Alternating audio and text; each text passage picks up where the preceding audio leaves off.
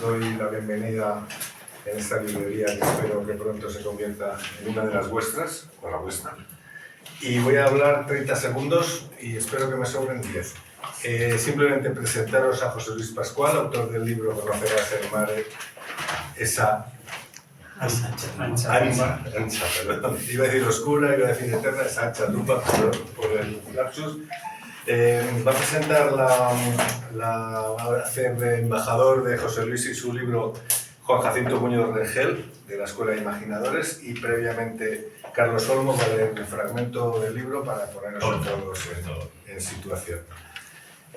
Nada, si queréis apoyarme, si queréis tal, solo hay que hacer una cosa, ya sabéis cuál, ¿no? Comprar el libro. Os dejo con el autor. Gracias. Frío en el cerebro. Abril es benigno y les regala un día precioso. El sol va cogiendo altura mientras el frescor de la mañana se templa y el color de las flores se intensifica. El parque es un oasis obsceno, un ventrículo esmeralda en el corazón recalentado de la ciudad. Llevan ya un buen rato caminando. Se acercan al puente de cemento que cruza el río. Suben las escaleras sin frenar el ritmo, con la maleza retrocediendo ante un cielo despejado como el escenario de un teatro desierto. Recorren el puente como siempre, juntos y sin mirarse. Él camina con la vista fija en el suelo de hormigón. Empieza a sentir humedad en sus poros. Ella se pierde en el horizonte, busca las nubes blancas que tanto le gustan. No las encuentra. Ambos sienten la presencia del otro, cálida y distante. Ella se acerca al borde y toca la barandilla con los dedos sin dejar de caminar. Su tacto metálico y mudo como la niebla provoca que los vellos del brazo se le ericen. Él levanta la cabeza y la ve por el rabillo del ojo, pero enseguida mira hacia otro lado. Las alturas le dan miedo. El rumor del río y el bramido de los vehículos caminan juntos 10 metros por debajo y tampoco se miran. Agua y asfalto. Frío y calor. Un pensamiento tibio con forma de crisantemo germina y florece en un segundo en la mente de él. Un pétalo piensa que las cosas van bien entre ellos, que siguen estando hechos el uno para el otro, que la vida que llevan no es tan mala. Es un pétalo sujeto al eje por un nudo casi invisible y está a punto de desprenderse. Los estambres guardan los silencios, todas las palabras que no se dicen. Todas las oportunidades perdidas que él sabe que ella atesora. Por el tallo, que es un brote blando y poco firme, a merced de los caprichos del viento, discurre la savia de sus inseguridades, que late con la amargura de un matrimonio apresurado, una juventud perdida y unos hijos no nacidos.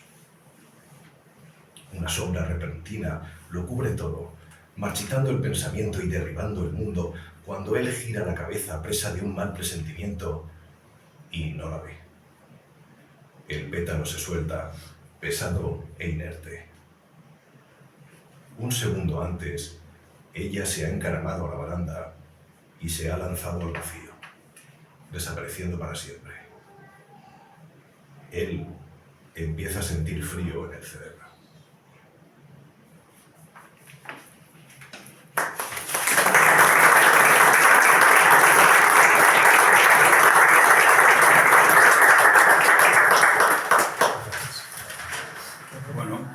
Muchas gracias, Carlos, por tu lectura. Está muy bien cogido el pasaje porque nos deja con esa sensación de inquietud que vamos a sentir durante todo el libro de José Luis. Muchas gracias a todos por venir y por darle calor a José Luis Pascual en esta presentación de su primer libro de narrativa ya con cierto aliento. Hace poco estaba presentando otro, este es tu año. Pero era de narrativa más breve y aquí lo habéis diseñado como poemario, de hecho, ¿no? Poemario extraterrestre, sería la definición. Y bueno, sobre todo quería, más que nada, como estamos en la presentación, yo quería presentar un poquito a José Luis para los que no lo conocéis, aunque sé que muchos de vosotros sí que lo conocéis, o bien por amistad o bien porque sois compañeros de escritura. Y quería, a hablar un poco de él y hablar un poco de lo que nos vamos a encontrar en este libro. Estaba mirando hoy, no sé si tú llevas la cuenta, pero estaba mirando hoy y nos conocimos hace ya 7 años. Y en esos 7 años mi percepción sobre José Luis ha ido cambiando. Pero lo cierto es que así mirando en panorámica un poco pues lo que José Luis ha ido haciendo en estos 7 años, cómo escribía y cómo escribe, tengo que decir que realmente ha ido, esto lo pienso hace ya tiempo y tú lo sabes, ¿no? Pero que ha ido un poco sorteando mis expectativas y superándolas, ¿no? Porque uno está acostumbrado a que haya cierto cambio en la escritura de cualquier autor, ¿no? Que haya cierto progreso, cierta evolución, como es normal si uno está trabajando disciplinadamente como me consta que él hace. Pero aún trabajando disciplinadamente y aún partiendo de un talento bastante singular ya desde el principio, desde los textos que escribías a los textos que escribes hay muchos saltos cualitativos en muchos aspectos distintos por encima de la media de evolución o de progreso de alguien que dedica el tiempo que tú le estás dedicando a escribir, que es bastante y suficiente en cualquier caso, pero yo creo que tú has llegado mucho más lejos, ¿no? Con ese esfuerzo. ¿A qué me estoy refiriendo? A que tus textos al principio eran oscuros, siguen siendo oscuros, pero eran más difíciles de entender, todavía estaban escritos de una forma pues eso, más dirigida quizá a ti mismo o a un lector ideal que todavía no tenías enfocado del todo. Eran más ampulosos en cuanto al estilo, la forma de adjetivar era totalmente distinta, era otra cosa. Realmente, aunque hace 7 años ya los dos éramos cuarentones, pero escribías todavía como si fueras un joven autor encendiado de literatura, y ahora la madurez es otra, ¿no? Y realmente lo que yo creo que ocurre es que sabes muy bien asimilar todo, ¿no? Y ahí es donde quizá has cogido ventaja a otros compañeros, ¿no? Y colegas. Y es que José Luis, cuando comete un error o cuando hay algo que no le gusta, toma nota y rápidamente la herida se corrige, no queda cicatriz y ya estamos en lo siguiente. Entonces, en estos años, en estos 7 años, a alguien le puede parecer que 7 años de escritura son muchos, pero realmente son muy pocos. O sea, cualquier escritor consagrado lleva una carrera detrás de 20, 30 años escribiendo. Y él, no sé, realmente no sé cuándo empezaste a escribir, pero en estos 7 años ha hecho muchísimo y para bien, y realmente para bien. Luego, además, los géneros de José Luis, claro, alguien puede pensar, y de hecho alguien me ha dicho que esto es un libro puramente de terror. Pero no, en realidad no es solo terror. Son las distintas gamas del terror, pero más suavizado, ¿no? Es decir, quiero decir, hay algún relato de terror, pero hay otros relatos que sencillamente son inquietantes, sin llegar a ser terroríficos y sin llegar a entrar en el género, ¿no? El género ya etiquetado de terror, ¿no? Son simplemente inquietantes, otros son insólitos, extraños, raros, entran en este otro terreno que hoy se llama, desde la literatura anglosajona, lo weird, lo raro, lo inclasificable, ¿no? Pero bueno, vivimos, yo creo que tiempos razonablemente buenos para esto, como demuestra, de hecho, esta colección. Este libro se publica en la colección Las Puertas de lo Posible, que está dedicado, como indica en la portada, a las narrativas del insólito, ¿no? Esto hace un tiempo sería impensable. Yo creo que en general todo el panorama ha cambiado para bien, es más receptivo, y lo demuestran, incluso si es que no son causa, fenómenos como el de Mariana Enríquez, por ejemplo, que es increíble lo leída que es Mariana Enríquez para ser una autora literaria. Yo creo que, a ver, no sé los números exactos, pero yo creo que supera en ventas con mucho a Sara Mesa y a las más vendidas de Anagrama, ¿no? Y casi es un bestseller bestseller en el sentido literal de muchas ventas dentro de un sello como Anagrama, pero es que además en el extranjero, no solo en toda Latinoamérica, me refiero a sus traducciones, es también igualmente muy leída. Por lo tanto, lo que esto denota es que había una demanda de literatura que entrara también en todo esto, ¿no? En lo escabroso, en lo raro, en lo morboso, en lo extraño, en lo sobrecogedor, y que lo hiciera desde lo literario.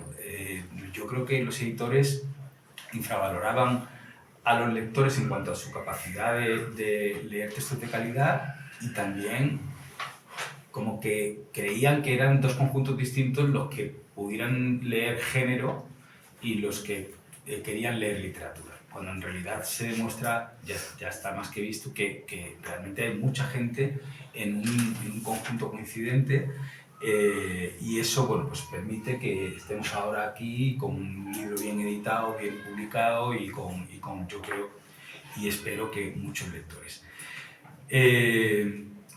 Entonces, bueno, pues en esta colección, dentro del sello Éolas, la colección casi funciona como un sello independiente, porque tiene sus propias editoras y de hecho tiene como pequeñas subcolecciones dentro de la colección. Es como si fuera un sello, una editorial dentro de la editorial, ¿no? Y están sacando cosas muy interesantes. Ahora se suma José Luis, Natalia Villanueva aquí presente ya publicó, y además con narrativa breve, que también va abriendo poco a poco nuevas puertas a los lectores que descubren el relato corto contemporáneo. Y ahí se sitúa un poco José Luis. Lo que a él le gusta es sobre todo lo ominoso, lo terrible, ¿no? Pero no lo ominoso en el sentido de Freud, sino más bien casi lo kafkiano, es decir, un terror ahí de fondo. Eso a él yo creo que le sirve como de factor común de sus historias, pero además, ¿qué otras cosas va mezclando en esta composición tan personal suya? Va añadiendo elementos líricos, pero lo lírico como para descubrir la belleza, estas son opiniones mías, luego él me podrá contradecir, como para descubrir la belleza que hay en lo terrible, ¿no? Es decir, dentro de lo terrible hay un componente de sublime o de bello que todavía no acabamos de comprender, y él eso lo extrae y lo rescata a través de una prosa cuidada, ¿no? Y luego, pues, si lo miramos desde los personajes, y yo creo que los lectores muchas veces sentimos lo mismo que sienten sus personajes, hay asombro, hay sobrecogimiento, hay parálisis. A veces los personajes no llegan casi ni a actuar, tienen un poco de Bartleby, el escribiente de Melville, porque no actúan, pero ante lo asombroso que se está produciendo, lo sobrenatural casi que se produce delante de ellos, ¿no? Y también hay elementos kafkianos. Lo que pasa que yo creo que el filtro kafkiano de José Luis es muy personal, ¿no? Porque tiene su forma singular de contar lo extraño fuera del foco, ¿no? Quizás otra de las características del libro, ¿no? Aparte de estar muy bien escrito y ser conmovedor en el sentido del sobrecogimiento, cuando nos enfrentamos a lo raro y a lo fantástico en ocasiones, no siempre lo hacemos de frente, ¿no? Eso va invadiéndonos poco a poco. Él deja que lo extraño avance sin estridencias dentro de sus historias, ¿no? ¿Y a qué me refiero con lo de Kafka fuera del foco? A que Kafka le daba la vuelta, ¿no? a la realidad, ponía lo extraño en primer plano, lo natural y lo, digamos, más realista de sus historias estaba, sin embargo, como oculto, y eso nos causaba una sensación pues casi de incomodidad, ¿no? dentro de sus historias. Y José Luis hace eso, pero con estos tintes más contemporáneos que tienen que ver con eso está ahí y está pasando, y sabemos que está pasando, pero no tenemos por qué hacer nada al respecto, ¿no? Y entonces, bueno, pues la angustia yo creo que crece, ¿no? Claro, también habría que añadir que tu Kafka es un poco pasado también, tamizado por, ¿cómo se llama? Bong Joon-ho, el de Parásitos, el director de Parásitos, o casi Tarantino a veces, porque hay un relato en el libro, por hablar de algo concreto, que es el de la máquina del agua, que trata del entorno laboral, ¿no? Que es algo muy kafkiano también, ¿no? El entorno laboral como una burocracia absurda, bueno, podemos estar en el castillo de Kafka o en el proceso. Sin embargo, claro, como si estuvieran pasados de anfetaminas o algo, porque realmente, claro, el punto de disparate que tienen los personajes en un momento dado es muy superior, ¿no? Bueno, a mí me parece que lo que has ido haciendo en estos años es digno de elogio por eso, ¿no? Porque has creado una voz poética que tampoco me esperaba, tienes una sensibilidad poética especial, también tiene una gran capacidad, José Luis, de crear y proyectar imágenes que te dejan un poco sin saber cómo analizarlas. Luego, otra característica que yo creo que te beneficia es que no tienes piedad. O sea, José Luis no tiene compasión con el lector y entonces, claro, las imágenes las lleva más lejos de lo que otros la habrían llevado y eso hace que, claro, pues te sientas todavía más indefenso, ¿no? Y además, cada vez tienes más control de lo que quieres contar, más control sobre lo que estás haciendo, ¿no? Y esto para mí, esto último es lo más importante de todo y ya termino, y es que para algunos a lo mejor el tener mucho control sobre el propio proceso de escritura pues puede ser algo no tan importante, sobre todo para quienes tengan una visión más romántica de la literatura, ¿no? Pero en el fondo cuando ya se tiene este talento de base, esa mirada singular y todo lo demás, saber además cómo hacer algo, poder hacerlo, ser dueño de las historias, dominar tú ya las historias, pues promete mucho. Y a las pruebas me remito porque José Luis está ahora con una novela que todavía está en su tramo inicial, pero él sabe, como se lo dije desde el principio que empezó a leerla, que al menos en su comienzo era de lo mejor que había leído yo en tiempo y por ahora está intentando mantener la altura de ese arranque, vamos a ver, pero la verdad es que es muy prometedor y yo creo que este libro va a ser solo el primero de muchos. Entonces quiero lanzarte una primera pregunta para que ahora conversemos y ya así te damos todo el protagonismo que te mereces en este día que es tuyo y te quería llamar la atención sobre una cosa que ocurre en tus cuentos y es que en tus cuentos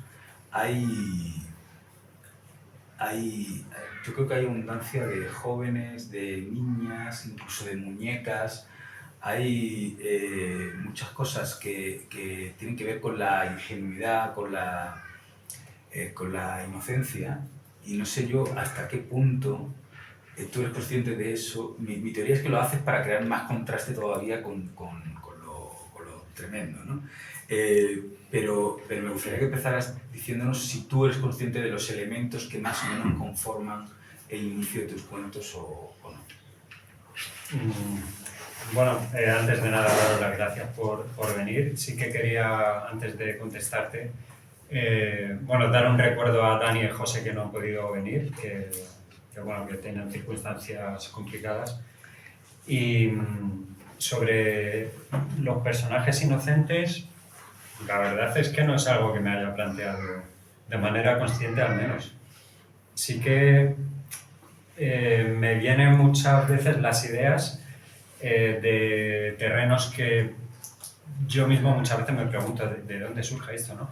De sueños y de cosas raras que ves por la calle. Entonces no sé si... porque en mi entorno tampoco hay mucha gente joven o quizás es que yo me siento mucho más joven de lo que soy. No sé, no sabría contestarte a eso. Es algo que surge de manera natural. Quería decir, hablabas de la belleza en lo terrible. Por ejemplo, el propio título, que es de un verso de Leopoldo María Panero, que se llama Súcubo, el poema, que es una maravilla, es justo eso, ¿no? La belleza del mar, que para muchas culturas simbolizaba la vida, el origen de todo, y el contraste con la tumba, que es justo lo contrario, al final la muerte. Y quizás sí que en mi evolución he ido buscando un poco eso, aparte de lo extraño y marginal dentro de lo que se está haciendo hoy en día. Por ejemplo, con el relato que hablabas de la máquina de agua, que sí que está basado un poquito en el entorno laboral. Aquí hay alguna compañera que nos hemos pasado años y años en una oficina, ¿no? Y aquello era infernal a veces. Pero bueno, en este caso sí que viene también mucho de sueños. Me interesa mucho trasladar la incoherencia a textos literarios, que creo que es algo que tiene bastante potencia y que no se suele hacer, o al menos no se suele hacer de la manera que yo creo que debería hacerse. Porque mucha gente escribe sus sueños y tal, pero le suelen dar siempre una coherencia. Y bueno, una de las cosas que más disfruto, esto lo he comentado ya alguna vez, cuando estamos en la escuela, cuando leo un texto, es justo el silencio que se hace, ¿no? Los 10-15 segundos de silencio que se hace tras la última frase. Yo eso lo disfruto un montón porque, no sé, es causar el desconcierto, es algo que me motiva mucho y, no sé, es algo que muchos escritores no buscan, ese desconcierto, lo grotesco, lo estrambótico, no sé, lo irracional. Has dicho una cosa que, de hecho, te iba a preguntar, o te enseñaré las notas porque lo has dicho tal cual te lo iba a decir, y es que, pensando yo de dónde vienen tus ideas, me apuntaba, bueno, parecen venidas de las pesadillas, y ahora estás diciendo que efectivamente le vienen de sueños. Y yo quería profundizar un poco más en esto, porque, claro, efectivamente algunas parecen sacadas de un sueño tuyo, un mal sueño, ¿no? Pero me imagino que, claro, como casi todos olvidamos la mayoría de lo que soñamos, también te vendrá de muchos momentos de lucidez donde te acostumbras a poner el ojo en eso. Es decir, me imagino que aparte de esas pesadillas, también hay como, digo, intuiciones lúcidas de alguien que está acostumbrado a mirar la realidad con una mirada especial, ¿no? O sea, que vas mirando y ves lo tuyo, ¿no? Vas mirando con esa mirada ya sesgada, por no decir retorcida. Sí. Pero por otra parte, no sé hasta qué punto eso que es un hábito en ti es tu única fuente o realmente también hay un proceso racional en algunos casos o mitad y mitad. Porque claro, la pregunta sería si todo lo que escribes se produce del vértigo, de esa sensación de que aquí hay algo, porque claro, en el título pues uno podría tener un personaje de lo más normal que mirando el mar y viendo la bella estampa de ese atardecer, pues está pensando en cuánta gente se habrá ahogado ahí pasándolo mal durante horas hasta que se ha ido al fondo, ¿no? Todo está en la mirada, ¿no? Entonces, ¿solo viene de esos momentos? ¿Es solo vértigo lo que lo produce o hay ya cada vez más parte racional de sentarse a escribir y planificar? Sí, bueno, la idea principal, claro, luego te sientas y van surgiendo un montón de historias aledañas, pero la idea principal, de algunos textos vienen de los sueños, pero de otros muchos viene de alguna noticia que ves. Por ejemplo, hay un relato que es Greyhound Bush, que es de un asesino en serie. Bueno, en realidad hay poco fantástico en ese relato, pero ese relato está basado en una noticia de un personaje que se subió a un autobús y decapitó a una persona, creo que fue en Australia. Cosas que te dejan un poco marcado, ¿no? Y luego también hay simplemente momentos o situaciones familiares que vives, las intentas, bueno, no retorcidas. Lo quiero imaginar en Nochebuena. Eso no se pica de capaz. No, pero me refiero que viene también de eso de la cotidianidad, ¿no? Pero lo que dices tú, mirar lo que vives en el día a día de otra manera. Hace poco un compañero, Francisco Santos Muñoz Rico, que es un escritor y poeta, le dedicó un poema a las rocas, a su amiga la roca precámbrica. ¿por qué no hacer eso? Porque, no sé, escribí yo un poema hace poco sobre un dolor de muelas. Ayer vi una película que me dejó absolutamente sorprendido, se llama La quinta vértebra torácica, no sé si Miguel o alguien la habrá visto. Suena, pero no lo he visto. Coreana, muy mala, me pareció horrible, no entendí nada, pero bueno, es sobre una mancha de moho en un colchón que cobra conciencia, cobra vida, y la mancha empieza a hablar y empieza a afectar a la gente que tiene alrededor. Entonces, esa mirada, la peli es malísima, pero la intención de contar eso desde una mancha de moho me parece fascinante. Porque, bueno, estamos acostumbrados a narraciones lineales y ya sabemos todo lo que piensan las personas, pero ¿qué piensa una mancha de moho? Tampoco se habla así. Pues, yo creo que hay que buscar eso, ¿no? En lo cotidiano y en cualquier situación, otra mirada. Buscar otro ángulo. Claro. Lo que pasa es que tu ángulo, claro, porque estaba yo pensando, según decía lo de la mancha de moho, en una novela corta de Philip Roth que se llama El pecho, y que va de un tipo que va mucho al psicoanalista y en una de estas se transforma en un pecho. Se transforma en un pecho gigante y toda la novela va de eso, ¿no? O sea, que sí que hay más autores que escriben sobre lo más inesperado, o estos textos de Cortázar sobre el aplastamiento de las gotas, ¿no? Que son simplemente unas gotas cayendo en un cristal. Pero, a diferencia de Roth o de Cortázar, tu pecho, tu gota o tu mancha de moho tendría un puntito bastante más sobrecogedor y me he controlado de decir otra palabra. El caso es que, por continuar todavía un poquito más con esto del proceso de escritura, porque sé que a algunos de los asistentes le interesa y ahora pasamos a más cosas. Sé que en tu libro anterior, Júpiter bajo el criscógrafo, practicabas casi la escritura automática, más o menos, porque luego los textos estarán, me imagino, que bastante trabajados, muy corregidos y eso se nota, ¿no? Pero escritura automática en cuanto que te lanzabas a escribir muy bien sin saber a dónde ibas y sin pensar en el significado, en el sentido final, ni en lo que eso iba a ser o a trasladar, ¿no? Pero claro, esto ya son textos largos con otra disposición completamente distinta, una disposición narrativa muy distinta. ¿Qué diferencia hay en cuanto a procesos de escritura? ¿Qué diferencia ha habido entre aquellos textos y estos?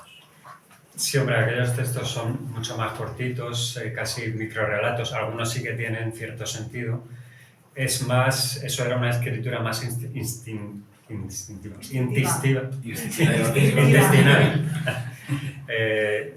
Surgida del instinto, así lo digo. Y aquí ya hay un trabajo más racional de pensar la estructura, de meterte más en el personaje, en las consecuencias de lo que está sucediendo, en el elemento fantástico, que bueno, el otro día hablaba con mi hermano y me preguntaba, bueno, yo le preguntaba que si él consideraba que es un libro de terror, él me dijo que no. Lo ha leído, dice no, yo considero que es un libro narrativa de lo insólito, ¿no? Como dice la colección, lo insólito, lo perturbador, lo triste muchas veces, pero no sé de qué estaba hablando. Del proceso de escritura de los largos frente a... Sí, bueno, ya te digo, aquí hay un trabajo mucho más consciente también, dentro de que hay algún texto surrealista y que se da más a la experimentación y al juego, pero ese juego también tienes que trabajarlo, ¿no? Y darle forma, aunque sea una forma retorcida a veces, pero bueno, yo creo que hay que jugar siempre, hay que jugar y apostar y saldrá bien, saldrá mal, pero bueno.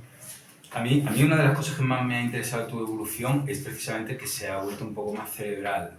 Claro, si solo hiciéramos una escritura cerebral, racional, intelectual, como la queramos llamar, los textos podrían estar muertos. Pero insisto, como decía antes, si ya hay un material original con el que trabajar, ya se ha aprendido a abrir la caja de Pandora, a dejar los monstruos sueltos, a lo que toque en cada caso,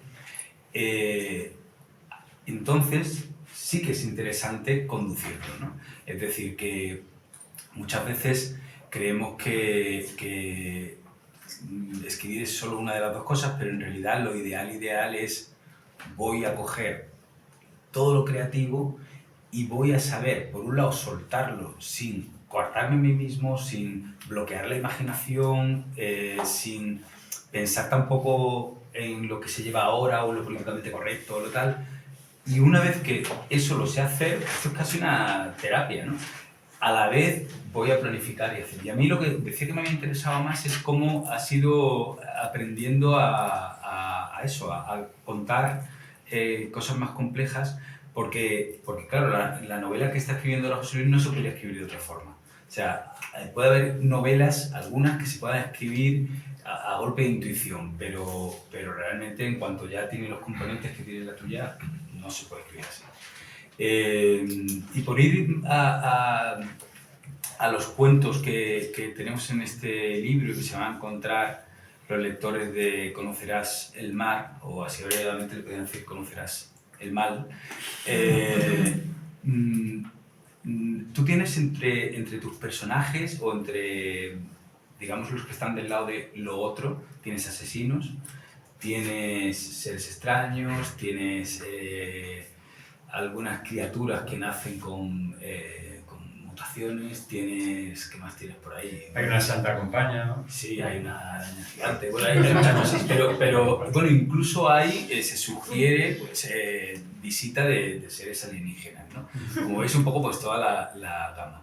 Y sin embargo, por otra parte, lo que yo sentía al leer el libro en su conjunto, que yo no lo había leído seguido, es que está bastante presente también la amenaza de la propia mente. Es decir, la mente vuelta contra sí misma, ¿no? La mente como tu peor enemiga. Y ahí andan, ¿no? Entonces te querría preguntar si tú te manejas ahí entre esos dos lados o realmente te inclinaría la balanza por uno de los dos lados. O sea, por un lado están todas las criaturas y por otro lado está la locura, ¿no? Y pienso en relatos como has nombrado el de Greyhound Bus, el del autobús, pero también estaba pensando en Odio, donde no se sabe bien si es el personaje el que está proyectando todo aquello, en este que se titula Cubo. Pienso en algunos así, pero incluso este otro donde se sugiere que nos han visitado, que se llama El frío en el cerebro. Sí, el del fragmento que ha leído hoy Carlos. En ese hay incluso una grabación testimonial de lo que ha ocurrido y tal. O sea, que hay pruebas, no estamos solo con un personaje, imaginaos, un personaje en primera con su locura. No, estamos viendo que pasan cosas. Pero incluso en ese te quedas con la sensación de ya, pero esta gente a lo mejor, no sé, siempre tiene la sensación de que lo que da mal rollo se ha instalado en la cabeza de ellos. ¿Con esos elementos juegas tú, Adel? Sí, bueno, por querencia personal, como me gusta tanto el género, a lo mejor me voy siempre a buscar el personaje, el monstruo, ¿no? El típico monstruo. Pero como he aprendido en la escuela, el monstruo está ya súper superado, ¿no? Entonces, lo que a mí me interesa es cómo la gente reacciona o cómo integra algo que en teoría no es posible. Me gusta jugar con la ambigüedad y ver si, bueno, jugar con esa idea de si el monstruo es real o no. En ese relato Odio creo que queda bastante claro.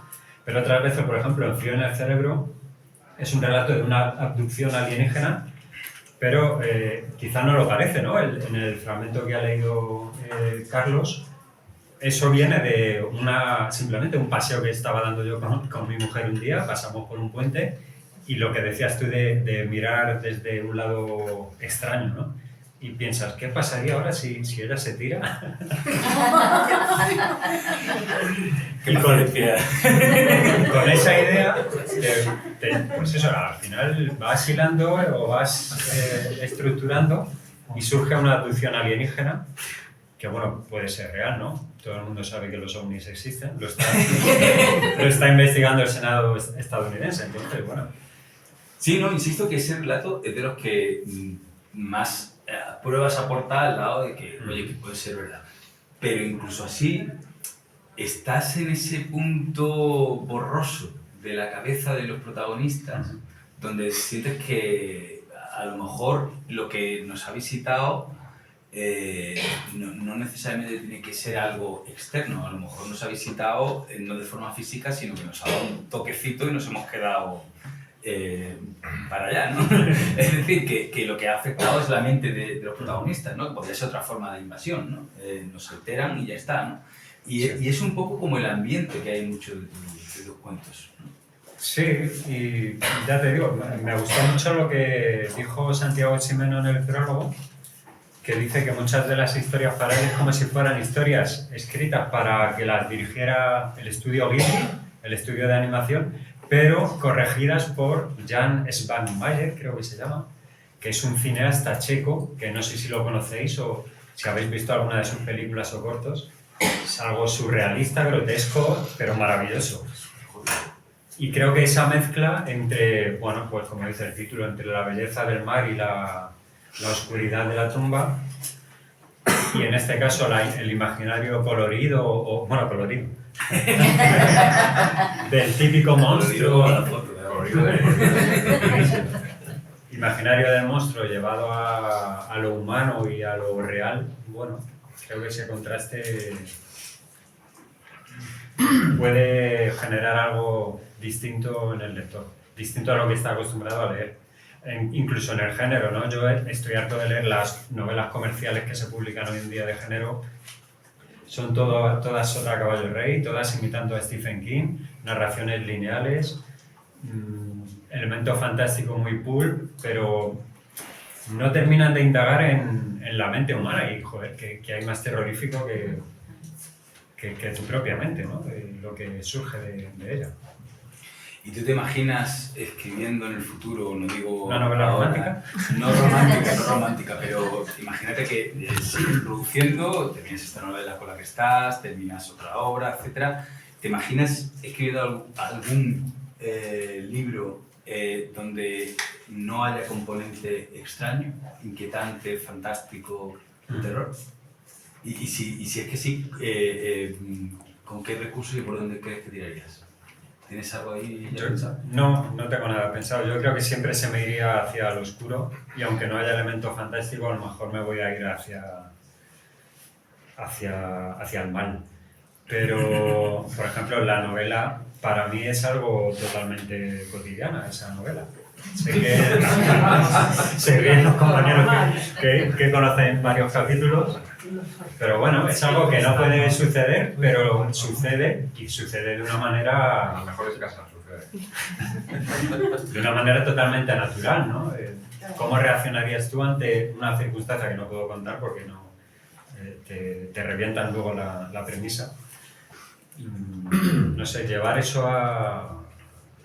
Es que al final todo acaba en eso, en tu mente perturbada. Yo tengo una mente perturbada y... Todo acaba ahí.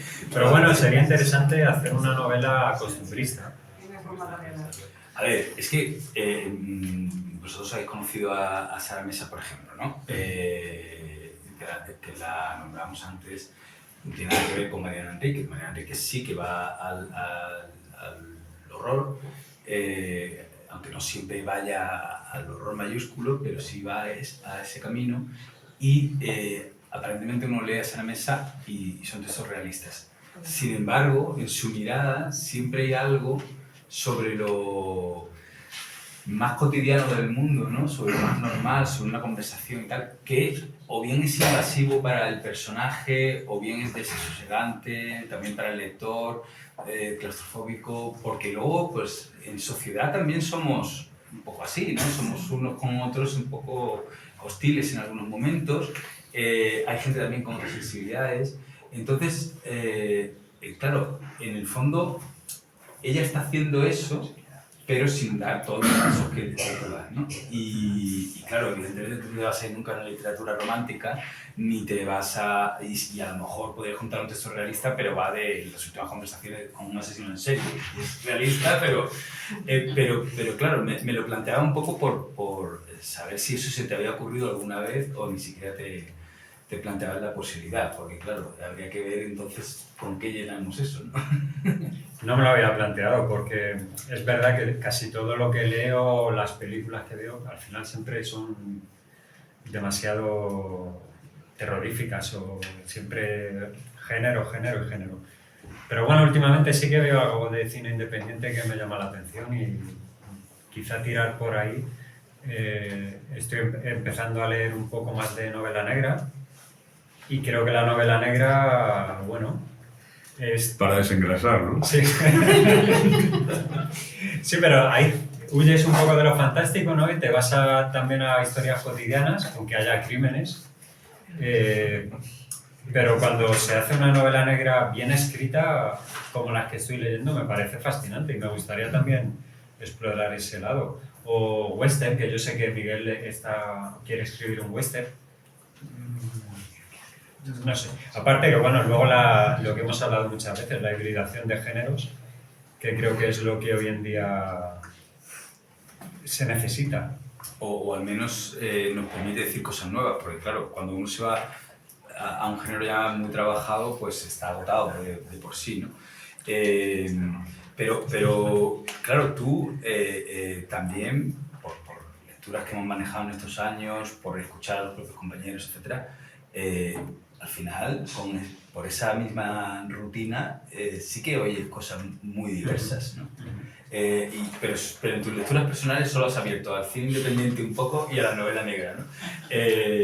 Pero es verdad que, no sé, yo creo, mi experiencia es que desde otras literaturas muy ajenas a lo que uno hace, también se puede crecer, porque quizás le están enseñando cosas que pueden ser herramientas para ti, para llevártelo a lo tuyo, evidentemente, pero que son muy distintas. Hace poco leí un libro de Patricio Pron, que bueno, bastante realista el libro. Sin embargo, me fascinó porque está escrito en 2 partes, pero al final se va a lo oscuro también, porque es sobre la desaparición de un padre que desaparece de una familia, deja a la hija colgada y lo dan por muerto durante no sé cuántos años. Y la segunda parte es la narración del padre, cómo ha vivido esos años y lo que ha pasado con él, que no voy a decir nada. Y es súper costumbrista, una narración bastante más sosegada, pero también toca ese lado amenazante incluso y esa atmósfera enrarecida, que es lo que a mí me gusta. Entonces, a lo mejor es mala suerte por el tipo de novela que elijo, pero... A ver, es que no lo hemos dicho, lo podía haber dicho yo en la presentación, pero José Luis conduce desde hace muchísimos años, dirige Dentro del Monolito, que es una web muy completa de género, donde se reseña cine, y el otro día te leí que te habías dado cuenta que ya llevabas firmados por ti 1000 artículos, ¿puede ser? Sí, ya más de 1000. Entonces, claro, son 1000 artículos sobre género, tocando a géneros afines, pero claro, eso te condiciona mucho las lecturas. Claro, ¿cómo voy a escribir comedia ahora? Claro. Y aparte que no te dejas leer otras cosas porque no te queda tiempo, claro, pero sí es verdad que por ejemplo, con esto que estás diciendo de Prom, según lo estás diciendo, yo estaba pensando, es que también para los que, para aquellas personas que os gusta o nos gusta, a veces meter esa carga de profundidad que noquee un poco al lector y tal, para tener verdadera mala leche también hay que tener paciencia. Es decir, que lo que estás contando de Prom es, vamos a ir sembrando, vamos a ir creando todo un mundo lo más realista posible, lo más creíble, y vamos a ir despacio, con calma, y para tu tranquilidad te estás frotando las manos detrás porque sabes dónde estás llevando al lector, pero primero, claro, lo vas a engañar, ¿eh? Hay que crear todo eso. Lo que pasa es que en su caso a mí me terminó gustando mucho, pero es verdad que la primera parte es súper densa y para mí corre el riesgo de perder un poco a... Sí, pero sin pensar ya en esa novela concreta, tú podrías perfectamente ir construyendo un mundo de personajes más o menos normales y sabes que necesitas 10 capítulos para ir colocando las cosas. Y luego empiezas a decapitar los pateros de un es que claro, José Luis es como una caja de sorpresas, una especie de matrioshka, porque tú lo ves así por primera vez y claro, primero piensas, bueno, pues no sé, con esta barba así también perturbadora que te has dejado, delgado, Dickensiana. y normalmente vestido de oscuro y puedes decir, bueno, pues sí que me da respeto. Pero luego lo conoces y es la persona no ya más educada, sino más discreta, más pacífica, es inocuo, ¿no? Es súper pacífico. Fíjate. No es nada violento, claro, esa es la segunda parte. Y luego ya lees lo que escribes y vuelves otra vez a lo primero, ¿no? Y dices, vaya, pues a lo mejor en un ascensor no me metía. Pero claro, yo te quería preguntar cómo concilias tú todo eso, porque ya hablando más en serio, tú no eres nada violento en la vida real, no eres nada violento, o sea, que no, de verdad, de las personas menos violentas que he conocido, más pacíficas. Y sin embargo, todo lo que te mola tiene su dosis de violencia en el sentido más amplio de la palabra, ¿no? Entonces, ¿cómo concilias tú todo eso? ¿De dónde crees que nace la fascinación? Sería la pregunta. Sí, me lo preguntaron el otro día y no supe qué contestar. Pero puedo contar una anécdota y es que supongo que a todos nos habrá pasado, ¿no? ¿De dónde viene, a los que nos gusta el género, de dónde viene, ¿no? esa fascinación? Yo de pequeño, que tendríamos 3, 4 años, yo no sé ni si mi hermana, no sé dónde está, si mi hermana había nacido, recuerdo que nos llevaron a casa de unos amigos de mis padres y se juntaron allí y lo que se les ocurrió es meternos en una habitación para tenernos distraídos a los niños y nos pusieron a ver una película por aquel entonces, claro, había vídeo, los jóvenes no recordarán lo que es eso, no lo que es el VHS, y no se les ocurre otra cosa que ponernos Posesión Infernal. Porque el título es genial, pero a ver pues te puedo decir que fue, vamos, tengo un recuerdo difuso, pero lo que recuerdo fue muchísimas risas, porque nos reíamos de la cantidad de sangre que salía, que parecía aquello tomate triturado.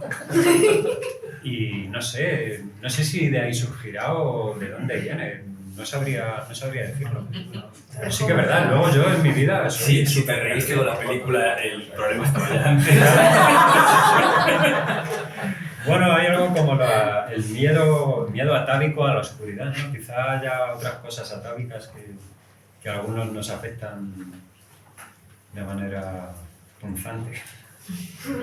Bueno, pues si quiere lo que podemos hacer es que le damos paso a Carlos otra vez y luego abrimos un poco su preguntas, que a José Luis hay que acostumbrarlo para las entrevistas que luego no sabe responder. Ha dicho que le preguntaron y no sabía qué decir. Esto es lo que nos pasa. Yo ahora te van a bombardear.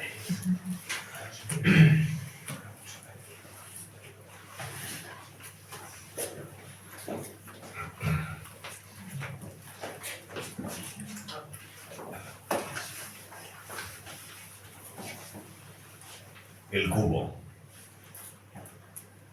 Algo se mueve en ese cubo. Es lo primero que nota Dre al levantar la cabeza de su posición horizontal. Un simple cubo en mitad del pasillo. Cree que es verde, pero no puede asegurarlo en la penumbra. Algo se agita en su interior, no cabe duda, chapoteando en el agua, salpicando el suelo alrededor, desplazando el cubo unos centímetros. Dre no es capaz de apartar la vista, aunque le duele el cuello por la postura forzada. Así permanece durante un rato hasta que la cosa se detiene. Entonces, se duerme. Lo despierta un ladrido o un dolor de muelas. Está sudando y varias partes de su cuerpo hormiguean. Dre se gira levemente y comprueba que el cubo sigue allí. Lo muerde una debilidad que chupa su sangre como un vampiro y vuelve a quedarse dormido sin cerrar los ojos, con la mirada atravesando el rectángulo carente de puerta que es la entrada a la habitación. Y el cubo un poco más allá, como un tótem que no debería estar ahí, como él. No ha visto al hombre vestido de gris. El agua se mueve. Sueña que flota en el espacio. Contempla la Tierra desde el rectángulo carente de puerta que es la entrada de la cápsula. Se asoma dispuesto a llevar a cabo su misión. Se sujeta a los bordes y justo cuando se suelta y se deja caer hacia el planeta, se da cuenta de que el casco es lo único que lleva puesto. Se ha olvidado del traje. Dre se precipita como un meteorito en descomposición. El casco lo protege del frío, el fuego y el desmayo. Aún desde tan arriba, Dre puede distinguir su meta. Un diminuto cubo rebosante de agua sucia. Conduce su cuerpo a través de un túnel de viento, ajustando la dirección al milímetro. Levanta un hombro para evitar las nubes. Gira un tobillo para cambiar la trayectoria que lo conducía al océano. Calcula con las manos y va directo. Se estrella contra el cubo, en su mismo centro, y se sumerge en una masa de agua inmensa y oscura donde flotan piernas, perros, dientes, tornillos, cosas. El casco le evita morir ahogado, pero no tarda en asfixiarse. Su cabeza emerge de entre las sábanas para tomar una bocanada de aire que le sabe a fiebre. Tiembla durante unos minutos, más por la impresión de la pesadilla que por el entumecimiento. Se concentra en el dolor de muelas que lo oprime desde la mandíbula hasta el cuello, irradiando un latido circular que lo martiriza. Cabecea de un lado a otro, caliente y agotado, y mira de reojo el cubo que sigue tras la entrada. No le presta atención. Se hunde en las tenazas de cangrejo que hurgan en sus encías, apretando y soltando, apretando y soltando, apretando. Saca un brazo de la ropa de cama y siente un frío gélido en la piel desnuda. A tientas, sus dedos, finas patas de araña, encuentran una mesilla, abren un cajón, agarran unas píldoras. Se las mete en la boca sin estar seguro de si son pastillas o botones de camisa. Me da igual. Las traga. Cabecea, mira el cubo de reojo, muerde al cangrejo. Poco a poco el latido se reduce y se alarga en el tiempo y le permite cerrar los ojos. No ha visto al hombre vestido de gris. Dre se coloca boca arriba, recto, y acomoda su mano derecha bajo el glúteo, adaptando la palma a la curva de su cuerpo. Pronto nota cómo la mano hormiguea hasta que deja de notar su presencia. Le gusta esa sensación y se duerme complacido. Al despertar se siente algo mejor, aunque la muela le sigue molestando. Es la pieza 27, ya la ha localizado. El sudor ha calmado la fiebre, el hormigueo es ahora una palpitación distante. Se queda en silencio observando el techo hasta que la visión se acostumbra a la oscuridad y puede distinguir líneas de madera y manchas alargadas que parecen rostros deformes. El ambientador escupe una ráfaga de olor intenso con un sonido que le recuerda al ladrido de un animal salvaje y remoto. Apenas han pasado 10 segundos. La calma es sepultada por la adrenalina en el momento en que ve al hombre vestido de gris. Más que un hombre parece un trazo, un borrón, sentado a los pies de la cama, observándolo inmóvil. Dre no es capaz de verle la cara. Se pregunta por qué está tan oscuro allí dentro y después se pregunta dónde diablos está. El miedo es pura electricidad estática, un sonido ausente que eriza su piel y la estira en oleadas de un gélido blanco. El sudor ahora es frío y se desliza desde su frente como una hormiga a la que le han amputado las patas. Dre mira al hombre vestido de gris. Una silueta difusa que no se mueve, que parece estudiarlo detenidamente. Hasta que habla.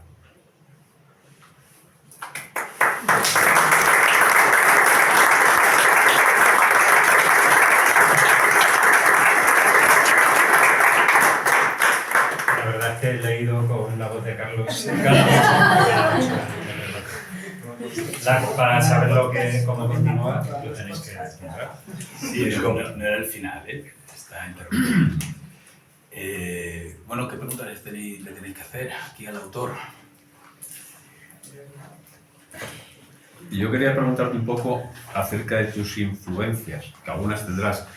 Quería saber si están sobre todo en el mundo estrictamente literario o en otros campos, porque por ejemplo, cuando ahora en este rato las veces que has mencionado, lo que has mencionado son películas más que nada, ¿no? Y luego también tengo la impresión de que las cosas que tú haces tienen muchos antecedentes en el mundo del cómic, ¿no? El mundo del cómics underground, quizá de la década de los 80, 90, ¿no? Que es el que conozco un poco, ¿no? Y no sé, ¿por dónde has bebido por ahí? bueno, a mí me ha gustado mucho el cómic durante toda mi vida. Puede que haya algo, sobre todo Alan Moore, siempre menciono a Alan Moore, ¿no? Pero no por la estructura del cómic, sino por cómo escribe él, que me parece que tiene una prosa maravillosa. Y influencias, es que hay muchos autores que me gustan, pero que me influyan a la hora de escribir y crear mi estilo, no sé, quizá Cormac McCarthy. Y me gusta mucho también la ambigüedad de Stanislav Lem, que es un escritor que recomiendo a todo el mundo por la imaginación que tiene. No, Solaris es una maravilla. La ambigüedad y la imaginación, convertir a un planeta entero en un mar, ¿no? Un mar que está vivo, que es un personaje y un ente. Pero luego tiene relatos, que es... Él se va más a la ciencia ficción, pero es una imaginación portentosa. Y no sé, me han dicho que recuerdo mucho en algunos textos a Philip K. Dick. Sin embargo, a Dick lo he leído muy poquito. Pero Dick nos ha penetrado mucho por el cine, porque es uno de los escritores más adaptados, muchas veces con el nombre de su obra, pero otras veces no, son películas basadas en textos de él, ¿no? con otro título y tal, pero que tienen su influencia clara. Y tiene que haber llegado por muchos Sí, supongo que sí, aunque sea de manera por el aire, ¿no? Y, por ejemplo, iba a mencionar a alguien que se me ha olvidado. Bueno, hablabas del cine, por ejemplo, David Lynch, me gusta mucho, y Kafka, ¿no? Que creo que Kafka es el que más se acerca a mostrar esa incoherencia o desestructuración de un sueño aplicado a la vida real. Es que a Kafka hay que leerlo, estamos en el centenario de su muerte y es enorme. Te ha calificado JJ como un hombre sin piedad literaria, entonces yo te quiero preguntar, tú cuando escribes, ¿hasta qué punto sientes que tienes que cortarte o digamos poner algún tipo de límite cuando imaginas para encajar a lo mejor en una especie de estándar comercial con vistas a cuando vas a publicar o hacer cosas así? ¿Tú sientes que aquí voy a rebajar esto porque como la gente realmente vea, ya no subís en un ascensor, no me van a querer ni saludar por la calle, ¿no? Entonces... No sé, no me lo he planteado nunca. A lo mejor ahora al entrar en circuito comercial, pero yo creo que es al revés, que te motiva a romper más las fronteras. Hoy, me he enterado hace poco, es el cumpleaños de Clint Eastwood, 94 tacos, ¿no? Y sin perdón, ¿no? Sin perdón, hay que ir sin perdón. Yo creo que es eso, ¿no? Para mí es un reto y es que si te censuras o te vuelves un poco comedido, al final entras en el mismo juego que todo el mundo. A mí eso no me interesa. Yo estoy de acuerdo, pero ¿y no crees que todos, incluso sin saberlo, nos censuramos un poco? O sea, que hay cosas que nos daría vergüenza escribir o... ¿Tú te has visto escribiendo un párrafo alguna vez y diciendo voy a quitar este párrafo porque esto es una salvajada? Bueno, hay cosas que directamente son ilegales, quiero decir, que no puedes escribir porque te meten en la cárcel, ¿no? Porque podría ser apología de la pederastia. Sí, ¿no? bueno, a mí me han acusado de apología del trastorno mental por algún relato que tocaba el trastorno mental. Pero si puede hacer apología del trastorno mental, o sea, tú lo tienes en un... Sí, bueno, hoy en día haces apología de todo. Pero, no sé, yo creo que no hay que censurarse. A lo mejor lo que dices tú, si es algo que no encaja con lo que estás escribiendo o ves que ya se sale de madre, lo puedes moderar. Eso es por razones narrativas, pero no. Pero de contenido. Tú no sientes, volviendo a su pregunta original, tú no sientes en ningún momento, aquí esto que estoy diciendo es demasiado. No, es que tampoco creo que haya contado historias que se vayan tanto de madre.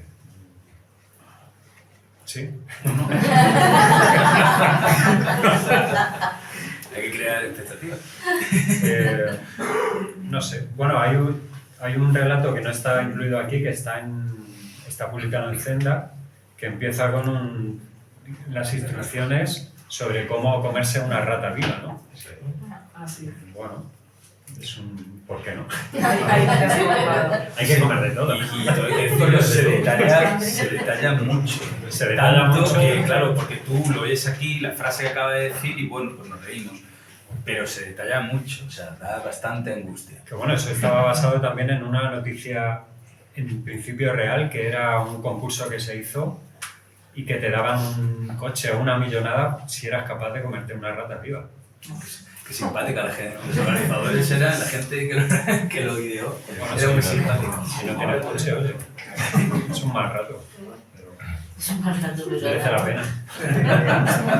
Compensa, ¿no? Sí, digo, entre la temática que se ha comentado aquí de, pues, de terror, pues puede ser terror de los extraterrestres, monstruos, terror mental, etcétera. En algún momento, yo no sé, cuidado, no he leído el libro, si has trabajado temática tipo terror relacionado con temas religiosos, ¿cómo podría ser, pues, no sé, lo típico de terror de alguien poseído y tal? No sé si eso lo trabajas o no y has pasado de esa... Si es terror, alimentas.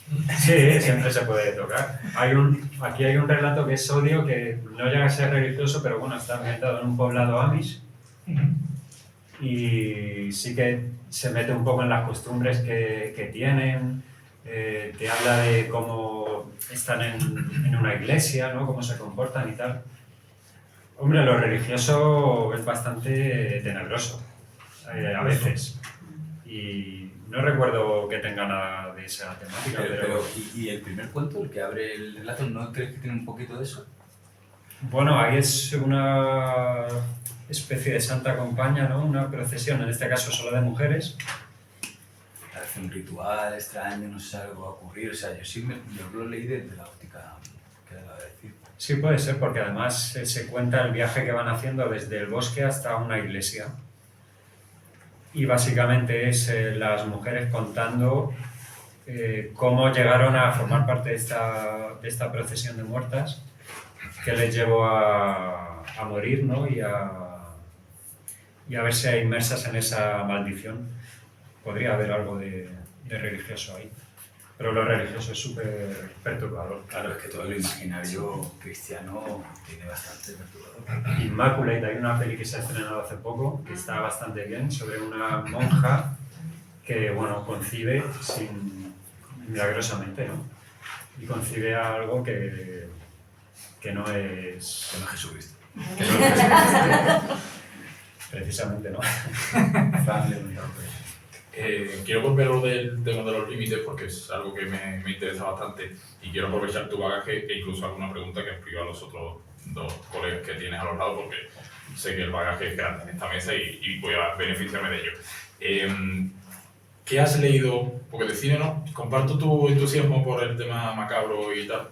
Tú sabes que me gusta mucho el tema. Pero, por ejemplo, yo no veo cine de terror porque me da miedo.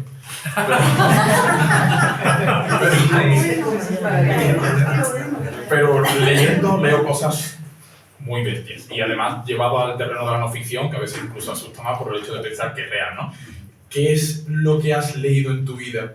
Si hay algo así que has dicho, hostia, este tío, ¿qué se ha pasado? Entrando dentro de tus límites, y estoy deseando de ver estos límites que estamos hablando en el libro y en tu escritura, pero de tu bagaje que tú digas, madre mía, esto yo no se lo recomiendo a mi peor enemigo, que lea esto.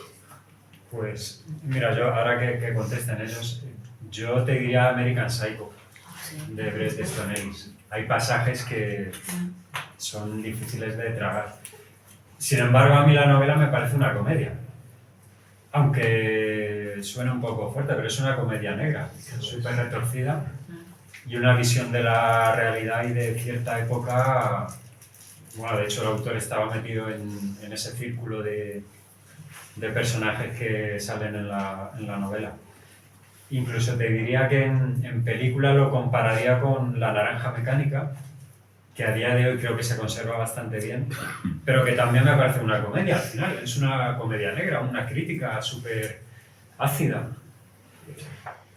Yo iba a decir, justo el mismo título, es verdad que luego hay otro tipo de novelas que a mí me dan más grima, pero no porque sea más terror, sino porque hay como cierta escuela de género que va a elementos muy de sadomasoquismo, mucha sangre, mucho cuero negro, mucha tortura y mucho tal, y pues como que se te va poniendo la cara blanca y te corta el cuerpo, pero no sé si es terror vasco, ¿sabes? Entonces, por ahí he habido, y de hecho hay alguna que nombran siempre como reina del terror español y tal, que para mi gusto abusa un poco de eso. Sin embargo, ¿Cuál? ¿Qué peli? no, autora. Ah, autora. Sí, es valenciana, ¿cómo se llama? Pilar Pedraza. Pilar Pedraza. Que a veces tira mucho por ahí y a mí me parece un recurso facilón que tampoco acaba de dar miedo, que te da más grima que otra cosa. Pero es verdad, yo coincido con él que en American Psycho hay escenas, probablemente habrá más libros así, ¿no? Pero no siempre llegan a todo el mundo, ¿no? Hay escenas que tú dices, vale, va a frenar aquí, va a parar aquí, y sigue, y sigue, y sigue.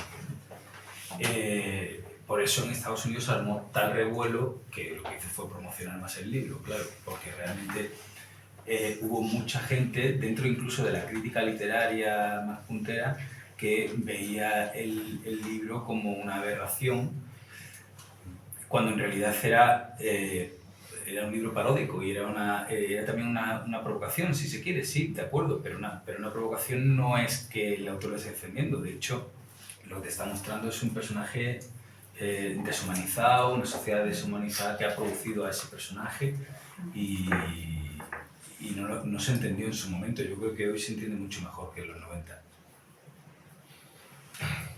No sé si Carlos quería decir. Claro, yo siento la falta de originalidad, pero es que American Psycho a mí me dejó bastante triturado en ese sentido.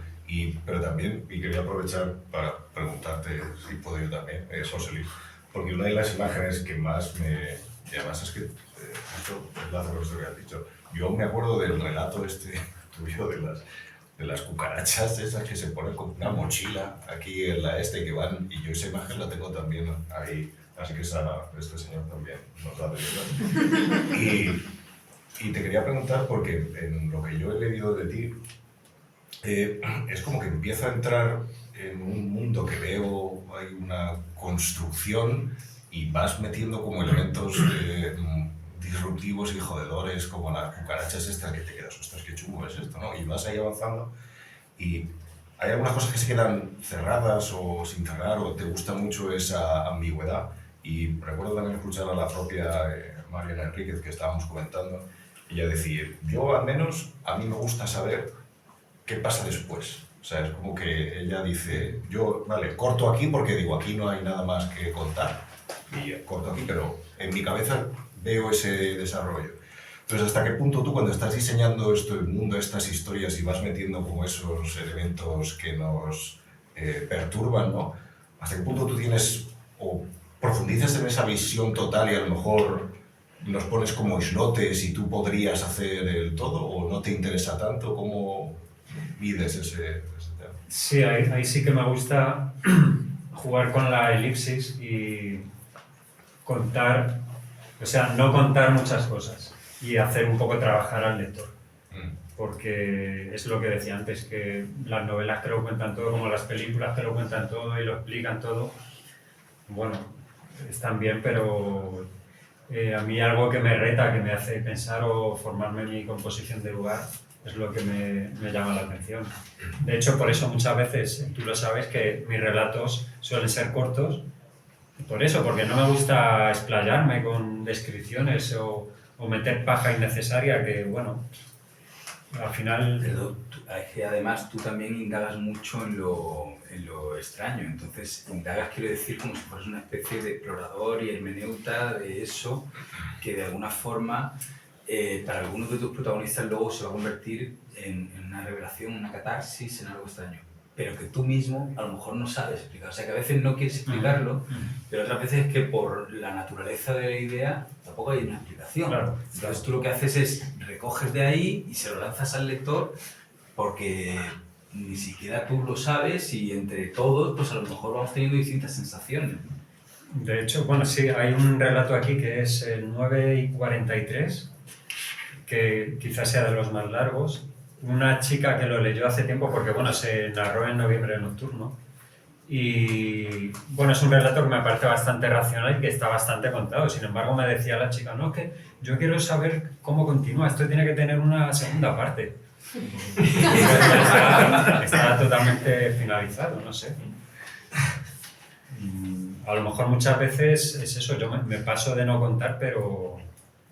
Sí, pero precisamente ese es de los más Sí, sí. habituales en cuanto a estructura y con cierre y con todo, ¿no? Pasa que es verdad que también hay gente que no lleva bien lo del relato corto, porque lo que quieren es que haya mucha más historia. Claro, bueno, esa es otra, ¿no? Menos mal que existen estas editoriales que publican relato, porque nadie lee relato aquí, que me llama mucho la atención cuando todo el mundo está viendo series, que son capítulos cortos y tal, sin embargo los relatos no cuajan. Es algo que me sorprende un montón. Mira, a propósito de lo que dices, a mí cada año me pone de mal humor solo ver a final de año los suplementos literarios, Babelia, Las listas. el Cultural, etcétera, dan las listas de un montón de géneros, es decir, novela, poesía, biografía, libros sobre música, historia, ensayo, Pero no hay cuento. un montón de páginas. Y el género relato no aparece año tras año, me pone de mal humor. Y cuando hay un autor que sale en esas listas y es, digamos, siempre candidato a los puestos número 1 y tal, si publica novela, la apuesta del periodista cultural siempre va a ser mayor. Siempre es que, oh, bueno, es que viene con una gran obra. Y el libro de relatos parece que no, ¿no? Pero efectivamente... Y luego sí hay reseñas de libros de relatos, pero luego en los resúmenes anuales no se considera ese género, ¿no? Es que no existe. Incluso voy más allá, el prologuista que es Santiago Ximeno, hace poco estuvimos en un recital que daba él con otro compañero de su libro de microrelatos, que eso ya es llevar el relato al mínimo. Y el microrelato me parece una herramienta fantástica, un relato contado en 3 líneas, totalmente cerrado y encima te impacta, no sé, eso me parece un logro Es muy importante. virtuosismo auténtico. Luego, sin embargo, hay sagas de fantasía que son todo tochos, que a lo mejor te cuentan poco o se empiezan a repetir. No sé. Prefieren la gimnasia pasiva, se meten ahí y se dejan llevar. Lo otro es un ejercicio intelectual porque tienes que interpretar el microrelato. Pero, no sé, a mí me parece fascinante y sin embargo no cuaja. No sé si en otros países tendrá más... El relato más se acaba calado. del microrelato poco. El relato en Estados Unidos y en algunos países de Latinoamérica tiene más tradición que aquí. Aquí nunca ha sido, bueno, la tradición tenemos, pero nunca ha sido de gran público. Pues una pena.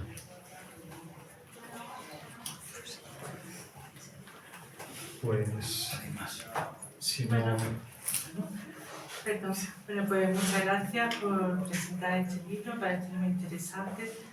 Y bueno, creo que las preguntas que te podía hacer ya os las han formulado. Quería también preguntarle algo a Juan Jacinto, porque hace mucho tiempo que no lo veo y venía también con mucha curiosidad. Y te vi la última vez en Málaga, soy malagueña, vivo aquí en Madrid hace 3 años. El sueño de otro, que lo presentaste hace 10 años, ¿puede ser? Sí, 10 años, sí. Entonces, pues bueno, como después, como soy muy tímida, no voy a atreverme a preguntarte, pero quería saber, bueno, que no sé, no viene a lo mejor a cuento ahora que la presentación de su libro, ¿cómo te ha ido? Bueno, pues no me ha ido mal. Aquí estoy compartiendo muchas tardes de literatura con compañeros escritores y bueno, y creando juntos. Entonces vamos buscando nuestros cauces y nuestros temas y nuestras pasiones y no es poco, ¿no? El poder compartir todo eso para mí es un lujo porque al final se construye una vida a través de la literatura y de esa pasión y a mí lo que me gustaría es que toda la gente que está ahora subiéndose a este barco, a esta familia común, pueda acabar viviendo de esto. Para mí es lo mejor que le puede ocurrir, ¿no? Y en el caso de José Luis, pues yo espero que pronto, pues si no vivir, por lo menos pues pueda ir obteniendo por un lado un reconocimiento y abriendo camino. Yo me considero muy afortunado por eso, ojalá le pase a mucha más gente. Yo he de decir que, bueno, hay mucha gente que me encuentro a muchos escritores, sobre todo, que se autopublican y que todo lo primero que escriben lo sueltan. Además que atacan un poco a las escuelas, a los talleres, y no sé, me parece algo fascinante también. Lo de los talleres me parece una... La autoestima la tiene muy alta y ya está. Eso es altísima. un amigo. Me parece una herramienta absolutamente imprescindible para los autores.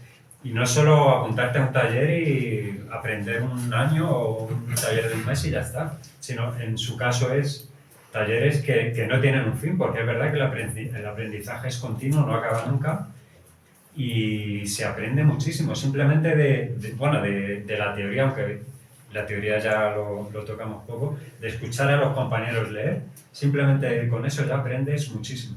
Ah, o sea que tú has sido alumno suyo en un taller. Sí, yo lo soy desde hace... Ah, de un taller de arte literario. Vamos, de su escuela, la Escuela de Imaginadores. Hay mucha gente por aquí de la escuela y eso, defender un poco la figura del taller y de las escuelas literarias, que muchos escritores no acuden a ello. Y algunos que son muy leídos lo necesitarían.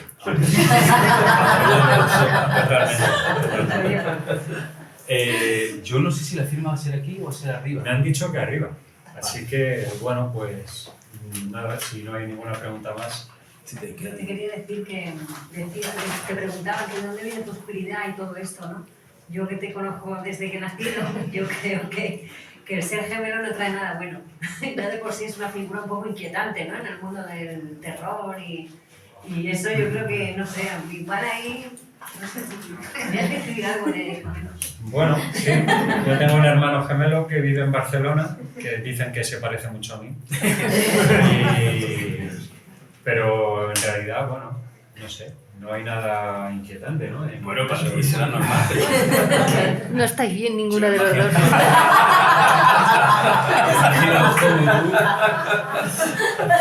Yo decía que ya era un poco inquietante a veces, pero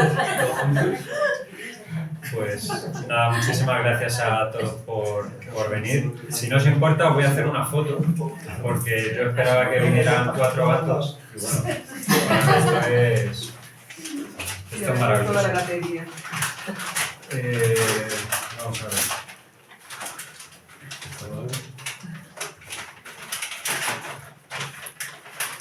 Pues dar las gracias también a la librería, a la Con Maltés, por acogernos.